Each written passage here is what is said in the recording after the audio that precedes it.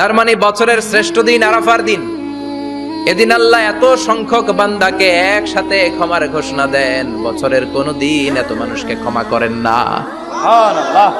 আবার শয়তান ওই দিনে এতটা লাঞ্ছিত বোধ করে, এতটা অপমান বোধ করে, বছরের কোন দিন শয়তান এত অপমানিত হয় না। এজন্য বিশ্বনবী বলেছেন খায়রুদ দুআ দুআ ও আরাফা, সবচাইতে শ্রেষ্ঠ দোয়া আরাফার দিনের দোয়া। বিশ্বনবী বলেন আরাফার দিনে একটা দোয়া আমি করি, আমার আগে সব নবীরা এই দোয়াটা করতেন। দোয়াটা হলো লা ইলাহা ইল্লাল্লাহ ওয়াহদাহু লা শারীকা লাহ লাহুল মুলকু ওয়া লাহুল হামদু ওয়া হুয়া আলা কুল্লি শাইইন কাদির। সুবহানাল্লাহ পড়েন, সুবহানাল্লাহ। মুখস্থ আছে না দোয়াটা?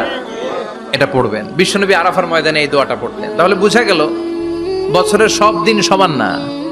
সব দিন সমান না। বছরের সবচাইতে শ্রেষ্ঠ দিন হচ্ছে আরাফার দিন। কোন দিন?